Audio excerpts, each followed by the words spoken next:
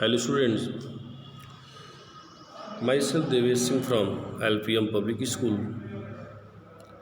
Dear students, as you know that this is revision time, and for your knowledge, we are revising the syllabus.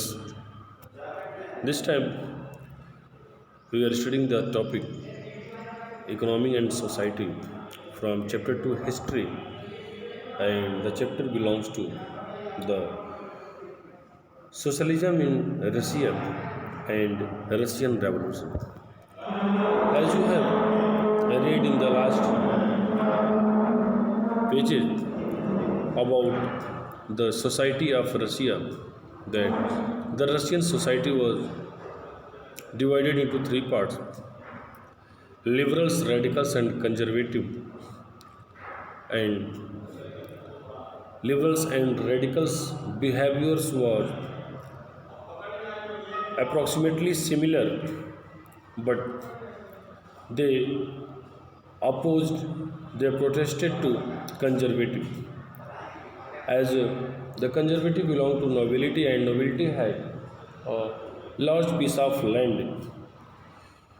Now we have to focus here the economy and society of Russia. At the beginning of the 20th century, the vast majority of Russia's people were agriculturists. And you have to understand here that about 85% of the Russian Empire's population earned their living from agriculture. This proportion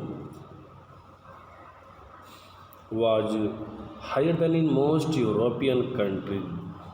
And for instance, in the other countries, France and Germany, this proportion was approximately between 40% to 50%. But you can very easily say that Russia was the largest agriculturist country.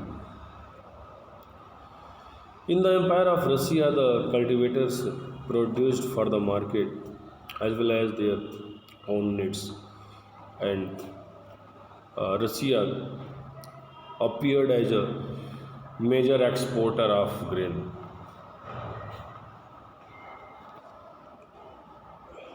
Now, you can see in this figure, this is the figure of St. Petersburg.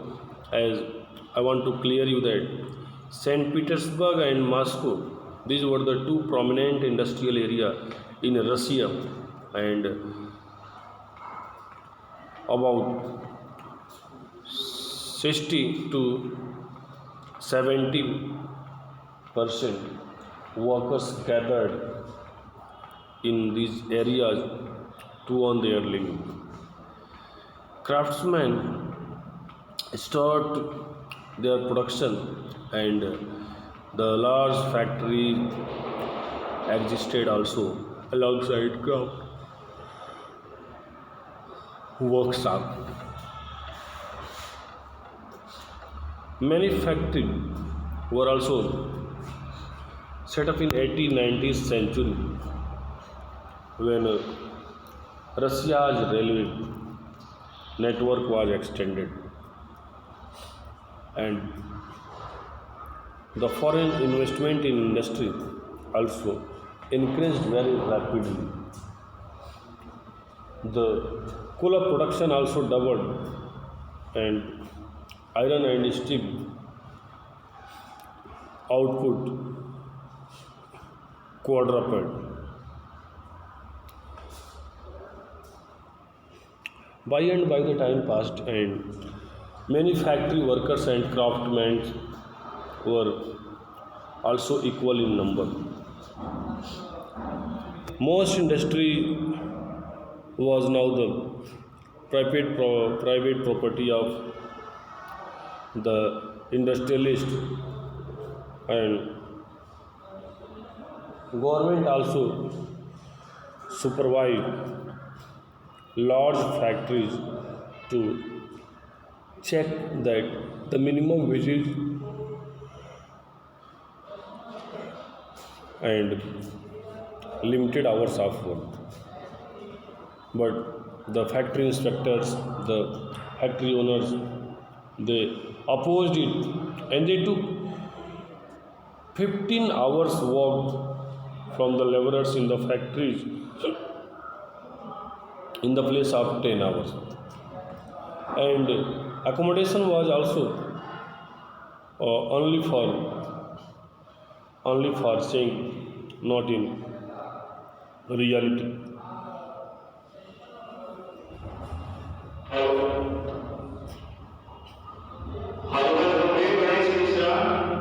Workers were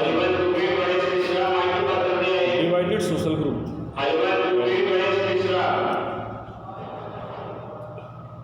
Some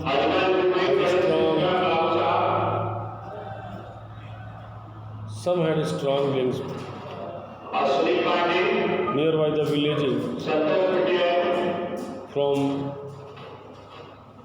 there, from where they came, but so they also returned to their neighboring villages at the evening.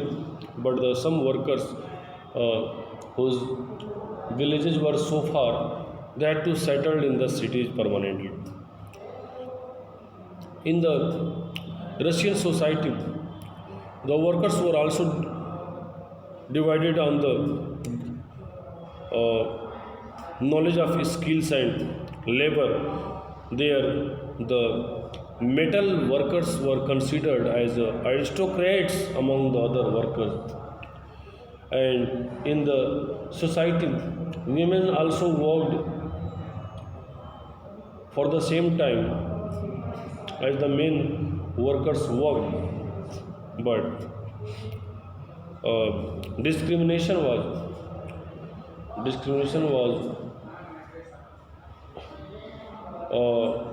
with the women. They got only 50 to 75% wages of the men laborers, and they had to suffer a lot of hardship.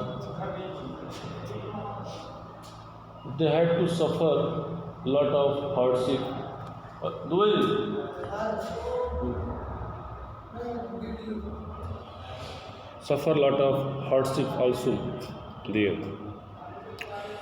You can see in this second figure how the workers have slept in the bunkers, in a dormitory.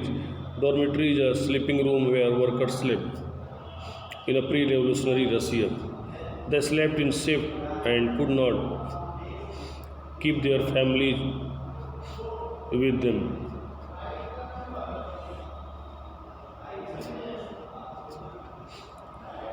So, seeing the condition of work, the workers were also disagreed. So, they were also united. They had also created some groups for them, and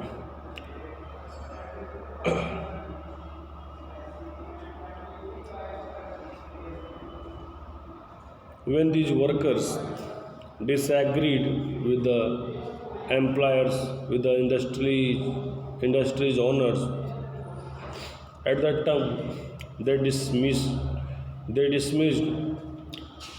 the work, or they work on conditions.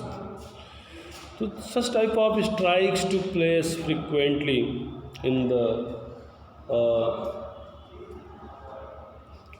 textile industry, and the time was about 1896 to 1897, and in the metal industry during 1902. Especially in metal industry, such type of events happened because the workers were cared there on the division of their skill and their quality. In the countryside, peasants cultivated most of the land, but the nobility, the crown, and the Orthodox Church owned large property. So they were also very deeply religious, and these nobles also got the power and position through their services. At that time, in Russia, the peasants wanted the land of the nobles to be given to them. They wanted that the land of the nobles be distributed to the peasants, the workers in their society. So they refused to pay rent, and also they murdered to many landlords. And in 1902, such type of events happened there on large scale in South Russia. And by the time passed, and in 1905, all over the Russia, such incidents took place. So this was the great challenge for the nobility in a Russian society, as they had understood the reality. Um, so the Russian peasant were also very different from the other European peasants in another way. So the Russian peasants pooled their land together periodically, and they also divided it according to the requirements of the individual families. So this was also the great demand and steps that was taken in the society by the major groups, and the major groups were peasants in the society. Now you see socialism in Russia. In Russia in 1914, the chief party was Social Democratic Workers' Party. You can say it in a short, SDP. This was famous there as Social Democratic Workers' Party. The party was founded in 1898 by the socialists, and this was respected by Marx, as you have read in the last pages about Karl Marx theories and his ideas. As Karl Marx had given some ideas related to the major groups in the society who are peasants and workers. So, according to the opinion of Karl Marx, this party was founded in 1898. So some Russian socialists felt that Russian peasants' custom of dividing land periodically made them natural socialists. So the peasants, not workers, should be the main force of the revolution.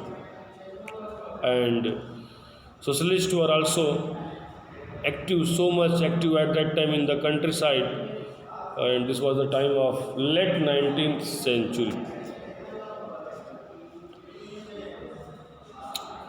This party, SDP, Socialist Revolutionary Party, in 1900 finally formed by the people, and the party struggled for the peasants, only for the rights and demand for the peasants.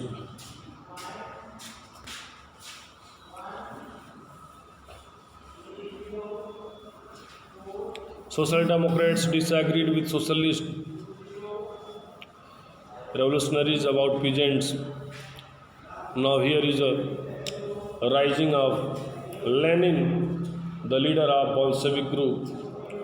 Lenin cleared the difference between the workers. He said that in the group of workers there is no similarity. Some workers are very poor and some workers are very rich. Among those workers, some workers are industries owner and some workers worked in those industries owners industries. So he says that if there is no similarity between this group, so how can this group will be start such type of socialist movement?